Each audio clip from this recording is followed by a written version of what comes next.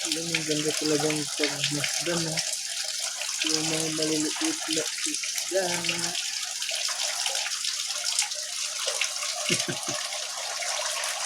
Ang dami na, dati kunti lang yun. Ngayon ha, dumami na sila.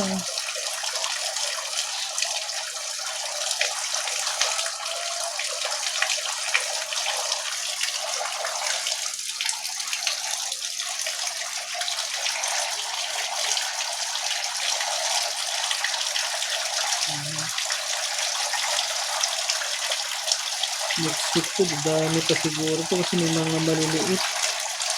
Medyo na, ayun o. May mga maliliit ha.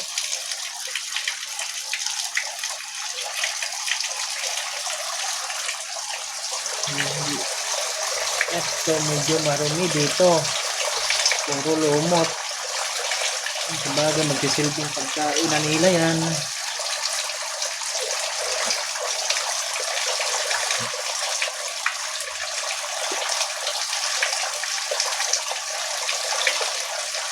Yun pa yung iba nasa dulo.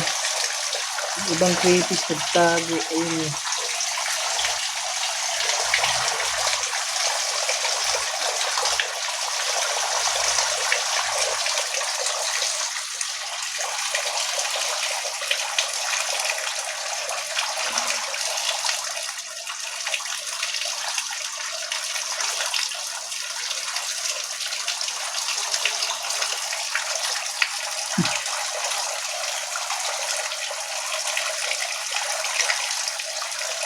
Yung dalawa.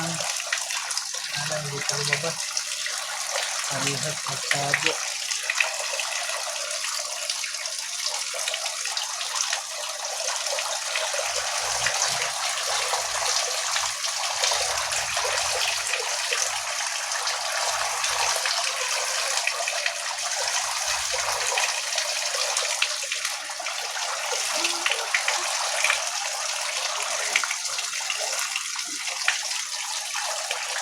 Ayun. Sige, dumami kayo ng dumami.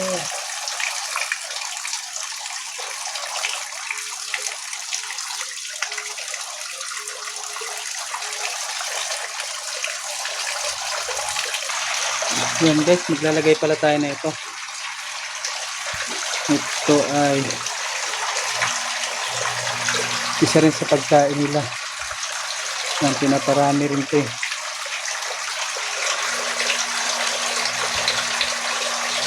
Kalimutan ko kung tawag ko.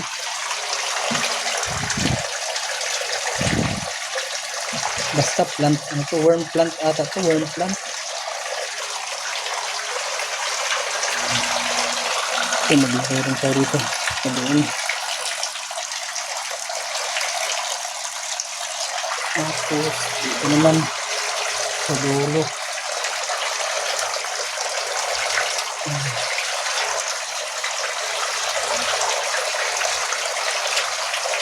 At may iba dito.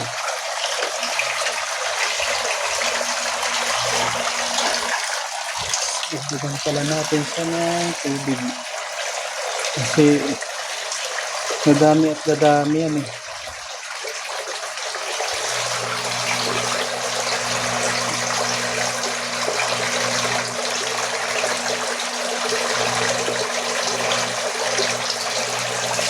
Yun ang pula. Lumabas yung pula.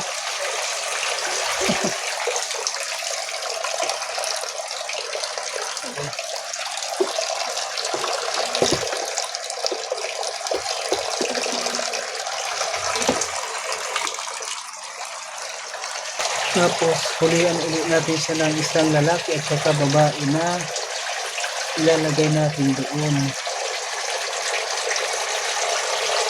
Yun lang, wala na huli.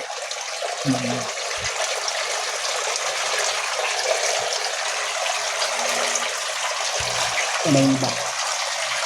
Kailangan makahuli para pagkakain ng yan, isa. Yan.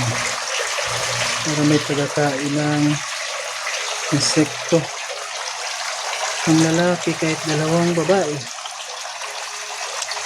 Kailangan talaga, dalawa talaga ang babae. Para mabilis dumami. Ay, kung ano. Ayun. Sumama na pati mga maliliit.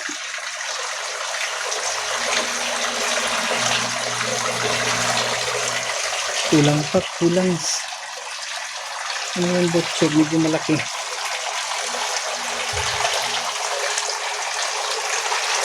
Marami dito kanina eh.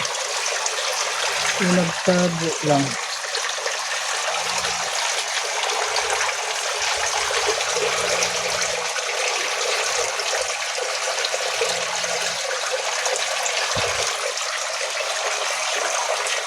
Ayun. Isang butchog. Ilan lang sila? Yung mga maliliit na kapasama. Sa pang babae.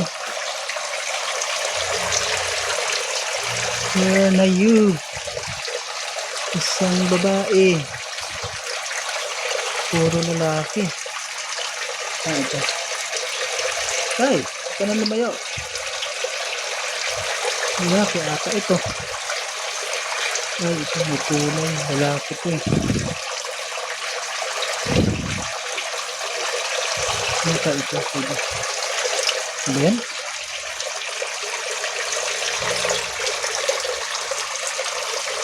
Dito.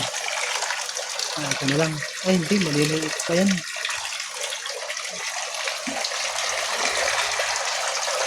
Hirap maghanap. Hirap maghanap. Sak babae ka boy. Girl pala. Babae ka girl. Huwag ka nang magpakipo. Pambihira yan eh. Ikaw, babae ka ba? Buntis ata ito. Wala.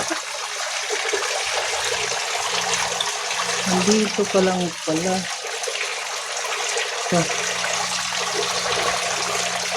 Hala. Sumabit. Hala. Pari nakuha. Ayun.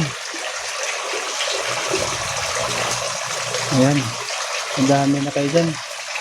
Kasi ilalagay natin yan sa labas. Sila yung magsisilbing tagakain ng kitikiti. Yun, may mga kitikiti na.